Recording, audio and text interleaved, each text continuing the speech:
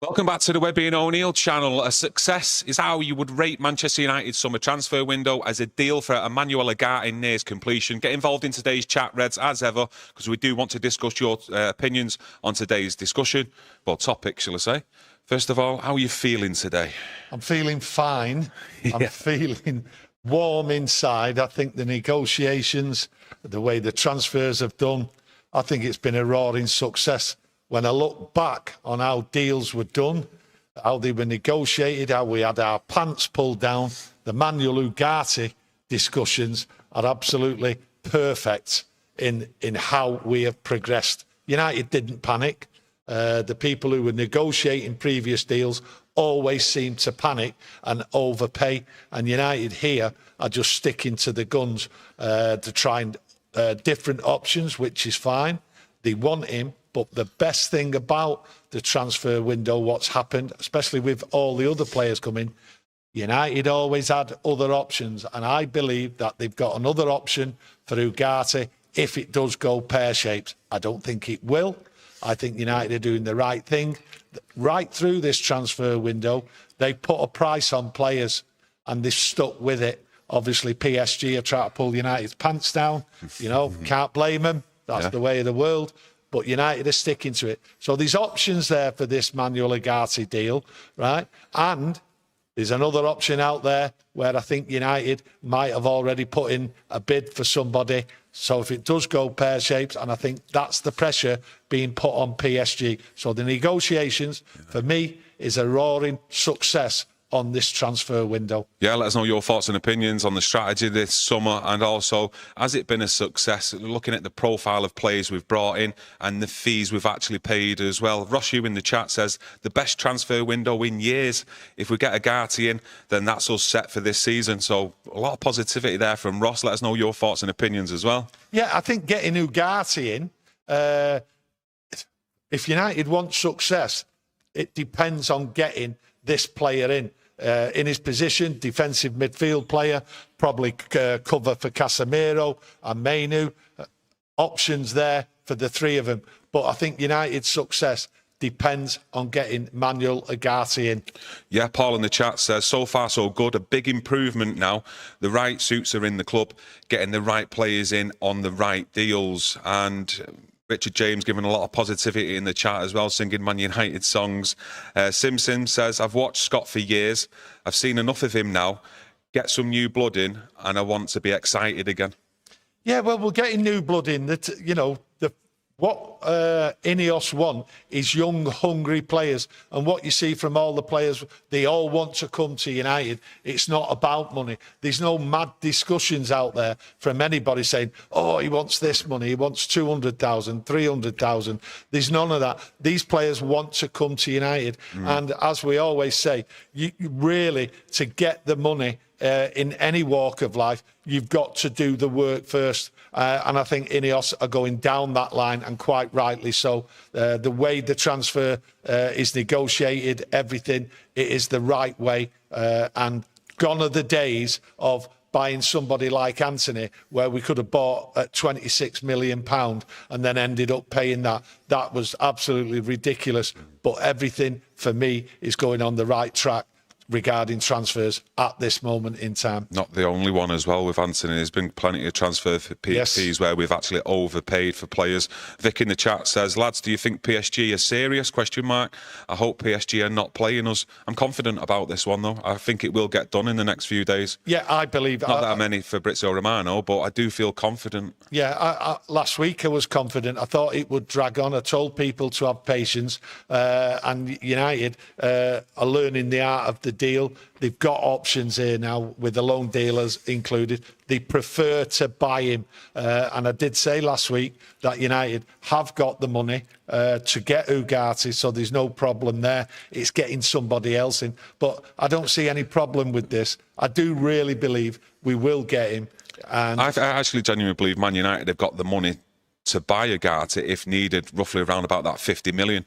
But I do think, along with an obligation to buy, which obviously they'd have to pay that next year, it actually frees up and keeps some money there to maybe go out and spend that money on another midfielder, another centre-half or a left-back, just in case they can go out there and get another target before the window shuts. Well, it would suit United to get a lot from a financial point of view going into next year. That would be right, and it might free up an option to buy, on which I would say go and get a left back. That's what I would say. So the negotiations are there, and that's what you've got to say. You've got to say, "Hooray! We're doing it. We're doing it at last." None of that absolute nonsense from last year. You know, spend, spend, spend, and it gets you nowhere, and it's got Man United nowhere. And this Agatti deal, yeah, if it goes into a loan, fantastic.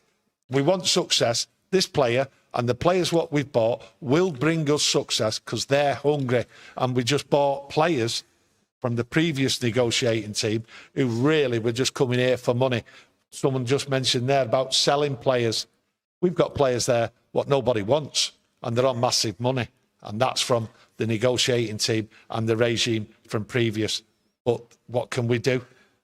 I've noticed, like, in previous summer transfer windows where we have, like, sort of dragged on transfers to get the deal done, there's been negativity around the whole deal, even the player sometimes, and it's been a bit of a like, oh, he's finally signed kind of thing. But with this one, there's a different feel about it, a positivity around it. And that's, for me, you look back on the players we've already signed and the deals that have been done, and I think that's what's give everyone a big lift, that, you know, things are changing here in the background. Yeah, I think there's an understanding from the media and from plenty of Manchester United fans that the people in charge of the negotiation are the right people, and it's right that people are accepting that we're not to be had over again like previous regimes have done, where we just buy players and panic. And really, there's no panic here. There's been no panic, because I think when you look at the Xerxes and, you know, who else did we buy? Lenny Yoro. Yeah, Lenny Yoro. Just them two alone. When we bought them, that was pretty early on. So I think that took the pressure off from the fans, like worrying about are we going to buy players and all that. And I think you can sort of see there's a relaxed way of going about it. And clearly the way United have come out and they've got a team in there what look, you know, from behind the scenes, there's a player there. Well, it's like Man United in the summer as well. There's a player there. We're identifying players, and that there's a proper structure to it now. So I think that's why people aren't panicking and not too worried, and they're comfortable with it. There's a structure to everything this team is doing to bring players in, which is great, and we've never had that. I don't think we've had that for a long, long time. I'd be interested to see as well how hands-on Christopher Vivell has been with the transfers as well, because he was brought in a few weeks ago, was it mid-July, to help out with the negotiations with transfers as well, and he'd come in on a short deal as well. So I'd be interested to see how hands-on, like I say, he's been with these deals, because, you know, with these deals getting sorted, you know, is there an actual permanent place for him here at Manchester United as well? Well, he'll be scurrying around doing his best to bring people in and make sure everyone's comfortable and sort of please the owners and that. Yeah, it'd be nice for him, I think, if he got Agatti in and maybe another player in, and if he's part of that deal, then you've got to say he will be part of the long-term aims for many, many things inside United. So good luck to him. Let's hope he gets these deals and he's part of it. And you can't blame him being on the team. The more people you get what are professional and they know what they're doing behind the scenes, the better run this club will be and the more success we will get in the future. Has it been a success as well, apart from the players on the pitch, of actually Sir Jim Ratcliffe and the team with him, bringing people in like your Dan Ashworthy, Jason Wilcox, this Christopher Vivell, who's helped out on transfers, that they've all been brought in just before the summer started or during it, and we've still been able to get deals done? Like, they've got the right people in to get the decisions made and the correct ones. We wouldn't have got players in.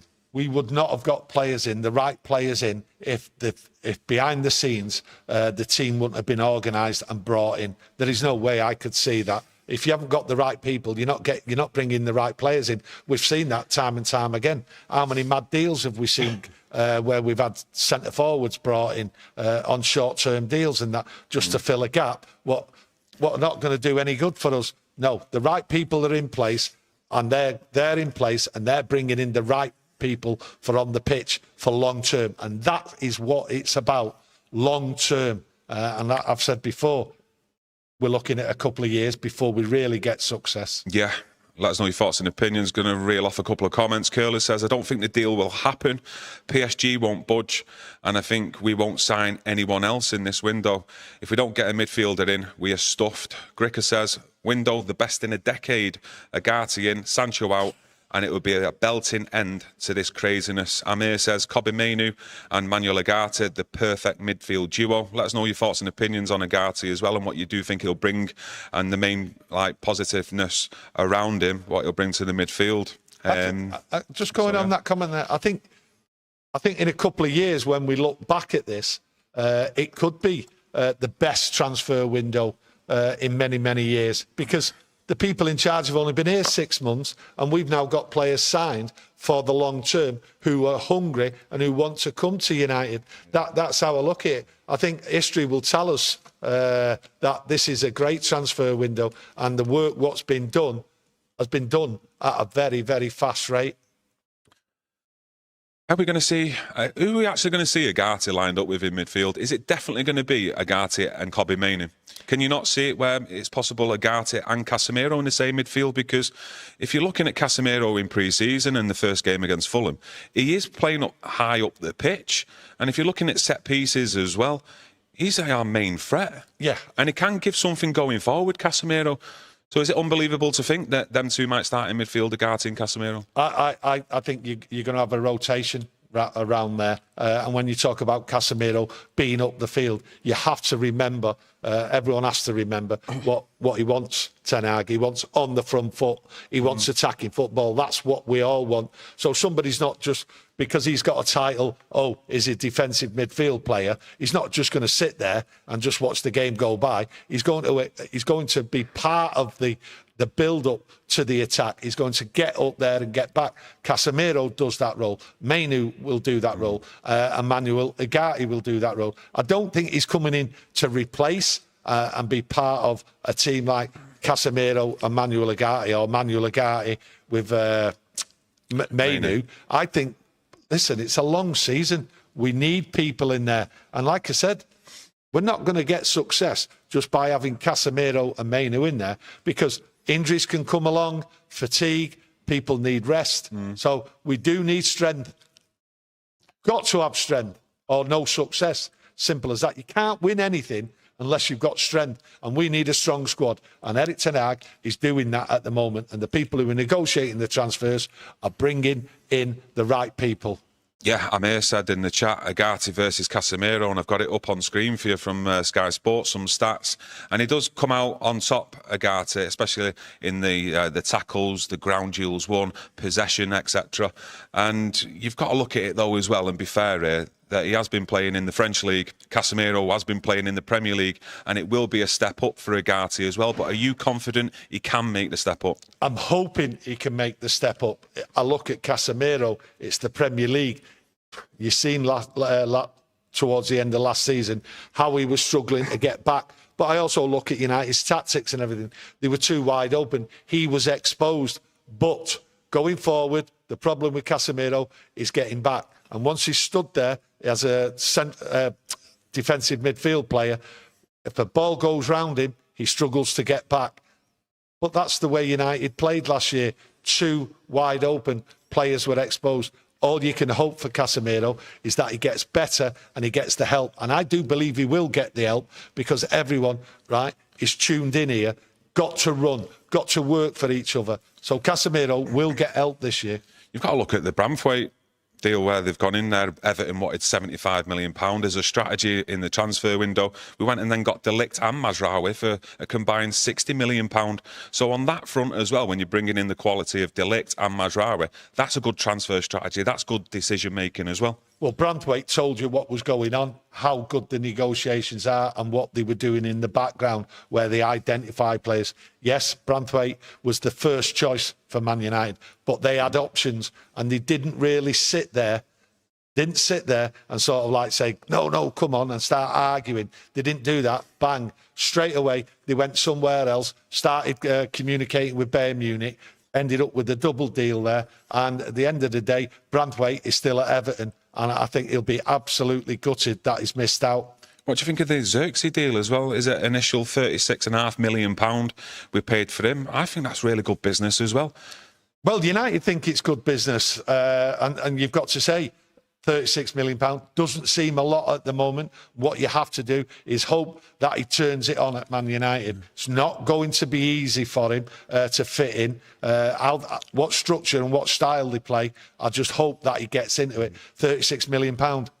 Not a lot of money in today's market, to be honest, but we've seen players come here and not adapt. I just hope, and everyone else out there actually hopes that he gets a run of games and that he fits in the system. Let's hope so. When you're actually comparing the fee as well of what we paid for Højlund the previous season as well, and they've got similar stats in terms of goal scoring in Serie A in the previous seasons before they joined Manchester United. So when you're looking at that, if Ineos were in here the year before, we might have paid less as well for Højlund, but that probably goes for every single transfer that we've took here for the past 10 years anyway. Well, this is the problem with Højlund, where people like stick it at him. Oh, look, his goals ratio and all that, and look how much he's costing that. He didn't arrange the fee. The idiots arranged the fee. The previous regimes arranged the fee. They just paid it. They panicked. They needed someone in. Yes, Erik ten Hag wanted him, but I'm sure he didn't think it was going to be that much. Do you think, like, with fees, like, just as an opinion, like we was talking about Højlund, Anthony, do you think that fee, what United paid for him, actually bears heavy on his shoulders when he steps out here at Old Trafford or anywhere else for Manchester United? Bears heavy on my shoulders. Bears heavy on everyone out there, because when they see him, the shoulders slump. The shoulders slump on everyone, because he's not been performing. All you can hope for Anthony is that he does perform. Yes, I'm sure it has an effect on Anthony, and I think players look around and think, you cost this much money. Look at you, spinning round with the ball. I thought it was all right doing that at first, but then his performances just went downhill. He has not done what he was expected, and certainly not done what was expected of a player costing that much. Yeah, just going to go dive into the chat. Salish says, now he wants a left-back and a striker is needed as well. I think we're all right up top, though. Obviously, Højlund's out injured at the moment, but I think that's enough quality to go into the season with Xerxes and Højlund. Yeah, I think... It's the wide players as well. They need to chip in with goals as well and start creating chances for the centre-forwards. Yeah, I think we're fine with Xerxes and Højlund, because at the end of the day, there is a system what we're playing. Okay, and we've used it a couple of times already, and that's with the false nine. Okay, it does work. It does work for teams. Manchester City won the league playing false nine, so it does work. You've just got to have the right people around there. I don't think there's a worry about having a centre forward. I think it's the left back position. Now, what you've got there with the left-back position, where United might be thinking, shall we go in the transfer market? And I think people have missed what's going on here. We've got Malacia, who's going to come back this year, hopefully, after an injury. We've got Amas, who's there, good left-back, who's earmarked for the squad going forward. So there's two in the background. And then we've got Mazza. Yeah, okay, who can play left-back. We've got options there. We've got Luke Shaw. So bringing in another left-back now, I think to myself, United might be looking at it and thinking, we could be overloaded if we buy one. We've got two young players, one what's injured, what we can put into this squad and hopefully get the best out of him. I think that's how United are going to look at it. I don't think they're panicking over the left-back for them reasons alone. Yeah, no, I think they'll obviously have a look at it this season, see how Malacia comes back. Yes. I think that's the main one. See if he can come back and kick on his Manchester United career. If not, I think they will be looking at targets for next summer, though, definitely at that left-back position. Yeah, they've just got... I think they will take that risk. I'm seeing how it comes along. I do. I think there's players there, and where we can rotate at the back. We've got a couple of centre halves what have played right back, left back. So there is a little bit, if it's needed, where it gets few injuries and that, but hopefully not too many injuries. Yeah, a few people mentioning actually that they'd like to see Agatti and Casemiro play together, especially when we need to close out games, and that was tricky for us last season, especially the amount of late goals conceded. Yeah, listen, the late goals were killing us, and that's where losses could have really been turned into draws and got a few points, and then we might, if we'd have closed them games out there and not lost because we lost quite a few. I think we might have got Champions League place, to be honest with you. Yeah, Darren says, I would just like the luxury of someone like Ivan Toney to get the goals. Main problems last season, not enough goals and too many shots conceded. Ivan Toney, I'm getting the feeling like you might end up moving to Saudi, me. Yeah, he might move to Saudi. Is the money there to have a little bit of luxury? I don't think so. I think United would look at Ivan Toney, to be honest with you. I would like him in there, but there's no room, I don't think, and I don't think there's any money to buy him. But I think United would look at him, at their policy. I think he might be a little bit too old, and really, well, what is 2-3 years. I mean, he could be hanging about at the end of the day. Yeah, what is he, around about 27 years old, Ivan Sona, goes and does a couple of seasons there in Saudi, comes back. I'm sure there'll still be clubs who want him, but Manchester United with the loan for the obligation to buy for Agatti, I still think there's some money there available.